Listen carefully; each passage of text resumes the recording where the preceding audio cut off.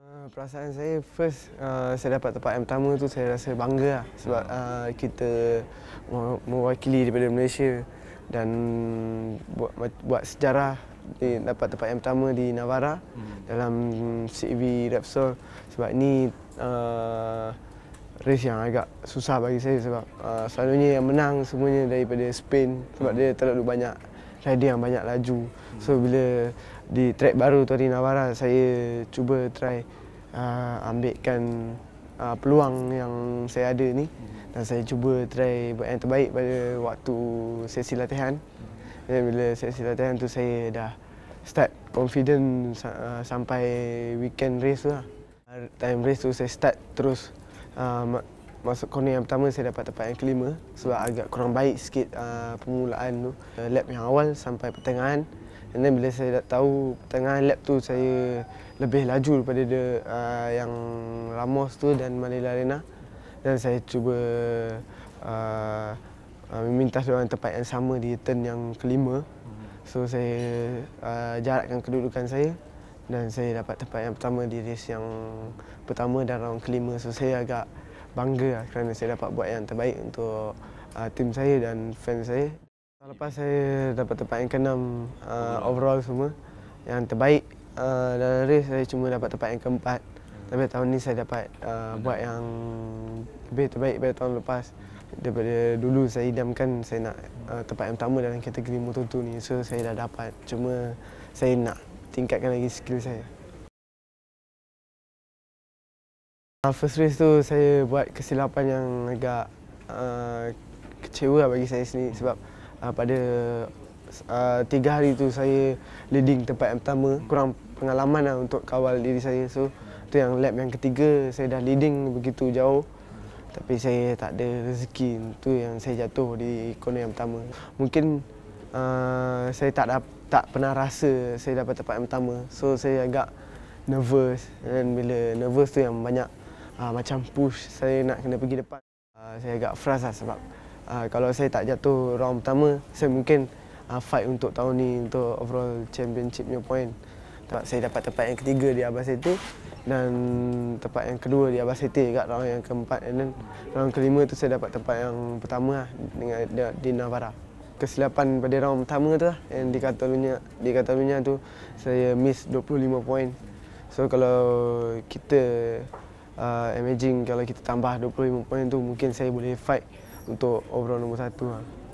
Saya try target top 3 overall. Tapi kalau ada rezeki untuk try tempat yang kedua, mungkin saya cuba yang terbaik lah. Okay, masih ada peluang lagi lah untuk nombor Masih ada peluang lagi, baki 2 pusingan. So tak begitu jauh dengan Alex Manila Arena. So saya kena berusaha. Petronas tengah membuat rayuan yang kedua untuk dapatkan saya pergi masuk dalam full season GP sebab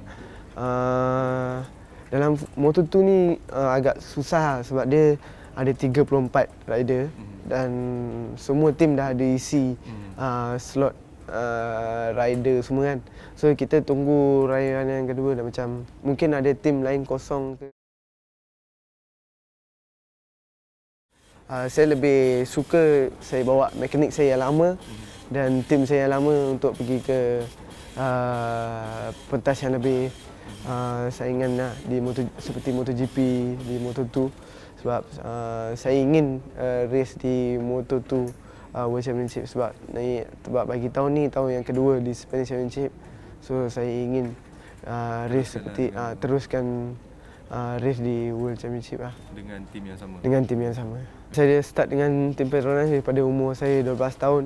So saya agak susah nak tukar tim sebab kadang kita tukar tim ni agak keliru untuk macam nak set up motor. Lepas tu dengan kita nak communicate tu agak susah.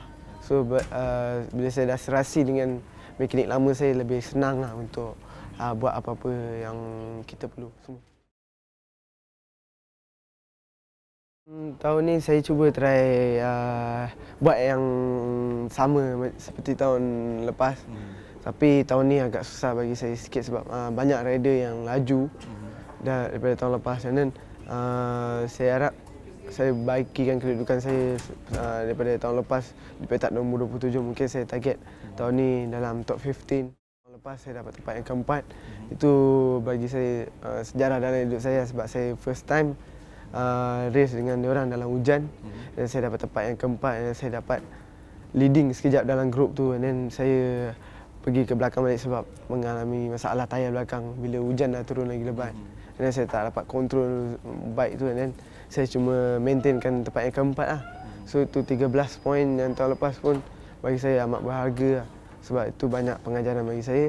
So tahun ni mungkin saya cuba buat yang sama ataupun lebih bagus daripada yang tahun lepas.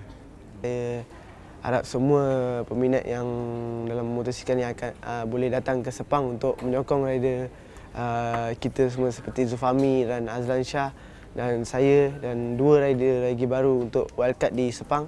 Saya harap daripada semua yang menyokong tu boleh memberi semangat kepada saya dan rider-rider yang lain lah. Saya akan buat yang terbaik untuk semua orang dan tim saya, untuk rakyat Malaysia semua.